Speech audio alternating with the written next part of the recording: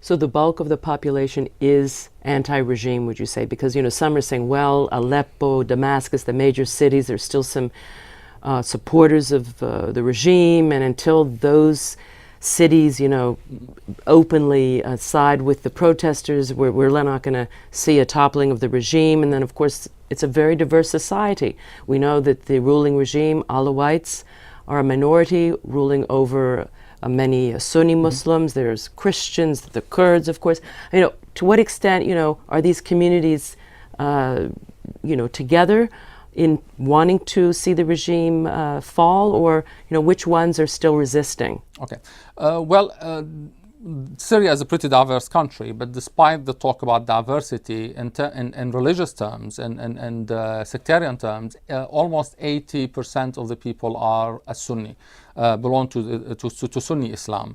Of course, Sunni Islam, there is no such identity really as Sunnis. There are, I'm supposed, for instance, to be partly Sunni, but am I, for instance, in the same page or on this, have the same really belief system as all of the Sunnis? Definitely not. There are tribal areas in Syria that are majority Sunni. There is the urban, and then there is the liberal, the leftist, the Islamists. There is a lot of diversity within the Sunni community. So as such, we cannot really speak of 80% vis-a-vis, let's say, the other 20% made up of minorities. But the same thing also goes into the Christians are also divided in between different sects, and also whether they belong to a communist party or the Syrian Social National Party or whatever. There is a lot of diversity, and there is a lot of point of views in Syria.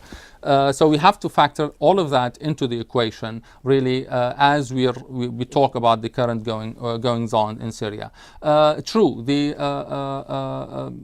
Bashar al-Assad and his family, the Assad family, comes from the minority sects called the Alawite. But that does not mean that the entire sect is really standing behind them. What the Assads are trying to do really is play on sectarian fears and play an old game of divide and conquer, pitting Arabs against Kurds, Sunnis against Alawite, Christians against sort of Muslims, and trying to say, look, we are the arbiters. We are the only ones who can keep this whole thing together, and we can defend minority rights, and we can defend sort of the rights of certain social classes. And at the same time, they're really saying that in political terms, that we are, we belong to the Ba'ath Party, but we are really sort of like more now becoming reformers, and probably the Ba'ath Party's days are over. So, we can move more into, an entrepreneurial field of capitalism and openness and market economy. They've been trying to play that game also for a while now, trying to disassociate themselves from the Ba'ath Party, but without officially saying the Ba'ath days are over,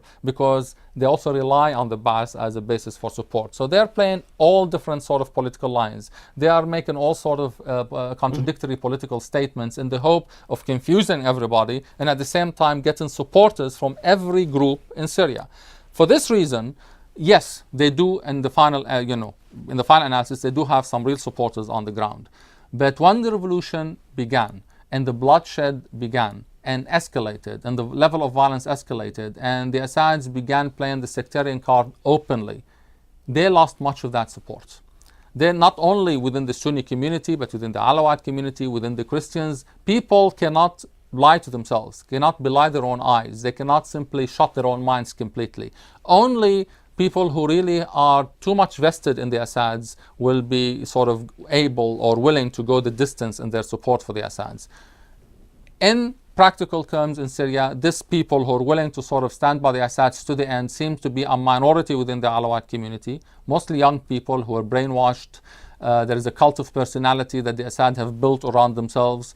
As the protectors of the Alawite community, they've built a culture of victimhood that the Alawites have been victimized from God knows when until now, and they're trying to sell them that line, is that if you're over, the Sunnis are going to kill you. But the reality is, this is not happening. Sunnis and Christians and Alawites who joined the protest movement are raising always slogans about national unity. There are some fanatics in the Sunni community. We all know that. I mean, some of them become terrorists sometimes in Iraq and whatever, and it's a phenomena observable all over the Muslim world. We realize that there is a fanaticism in our midst, but the reality is it's also a very small phenomena.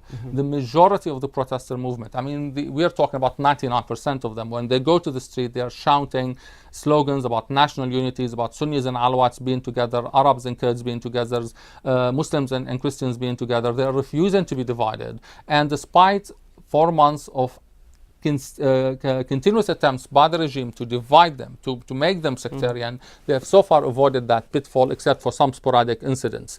So for now, I think there is a level of awareness among the Syrian people that really belies all the propaganda about how backward you're supposed to be, and how about that the Syrian people are, ignorant, and the only people who can, keep them together and keep them from being violent is the regime. In fact, what we are witnessing right now is the reality of the situation, that the brutal people really are the Assads and the ruling regime. The real sectarian people are the Assads, and that the majority of the Syrian people are committed to peace, committed to social peace, committed to national unity, and committed to moving forward, basically, in our life, not looking back and into issues of vendettas.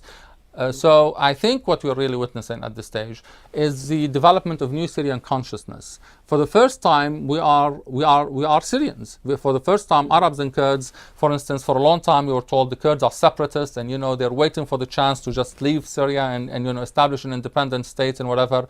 Well, now we realize they do have their nationalist aspirations, but they are willing very much to be part of a prosperous, democratic Syria that respects their right.